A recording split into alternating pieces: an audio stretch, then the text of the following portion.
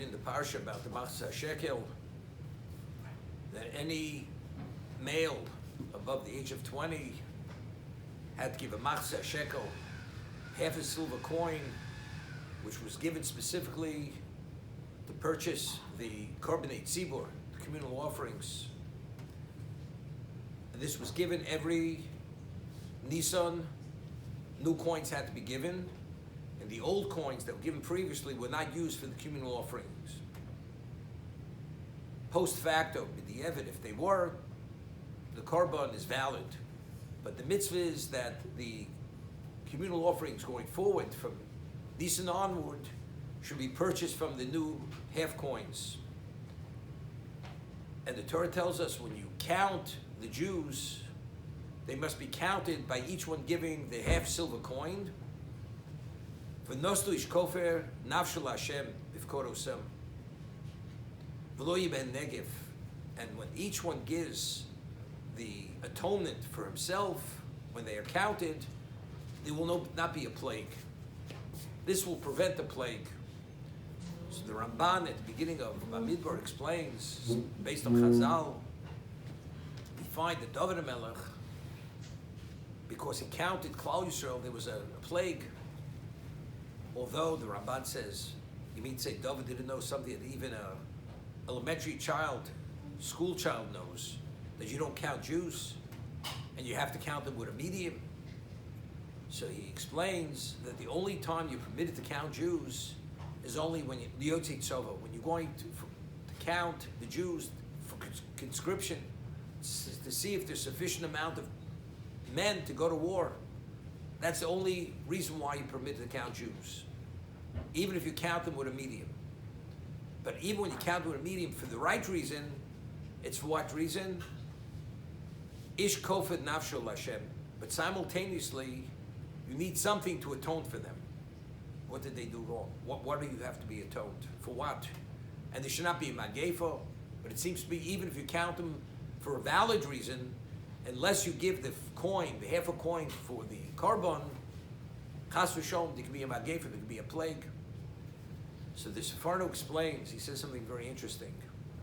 Counting a person, that immediately identifies the person as an individual. It identifies that the person has an individuality which has value. The moment you identify a person as an individual that he has value, it activates a level of prosecution. For instance, the Gemara tells us that a person who's march b'tfiloso, you daven a lengthy shmon esrei, or ma'ayim b'tfiloso, you go and you have great kavanah when you say the shmon esrei, mekatzin yomov, it causes his life to be shortened. So the commentators explain, if a person davens well and he feels that because he davened so well and he was so focused, Hashem should answer his tefillah. He deserves to be answered.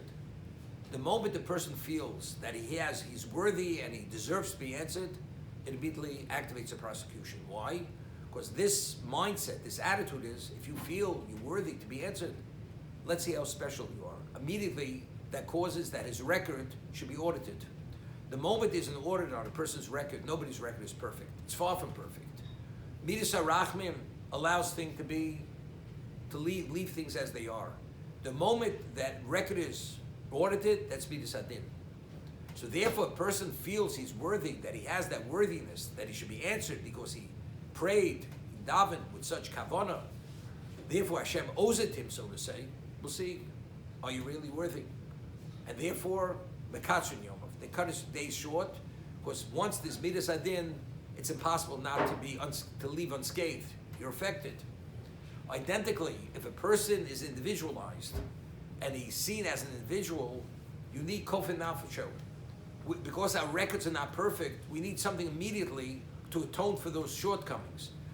The korban is midas harachman, that silences the prosecution. But factually, if one does not give the kofar and you are individualized, or you count where there's no reason to count, Hashem says, I don't want them to be counted. Because the moment they're given that special identity, the question immediately is asked, who are they? Why are they so special? The Gemara tells us in Rosh Hashanah, that we find that Sari Menu, she passed away before her time because she was Mosed Din al Avram Avinu. Because when she was mistreated by her maidservant, by a slave, Hagar, she said to Avram, Chamosi Olecho, I'm enraged at you, I'm angry at you.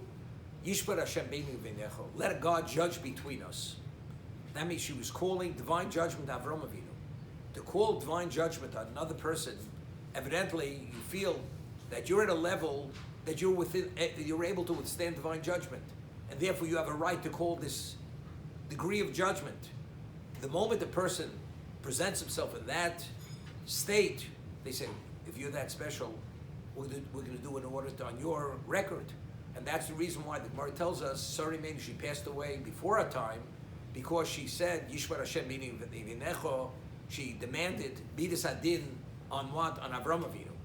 As a result of this, we're very careful. We don't count people individually, because the moment the person takes on that individual status basis, or you're identified, and that's really the reason why this Ayin Hara is a problem, because the moment you become noticed, people see you as individualized. Once you're individualized, that individualization creates this issue.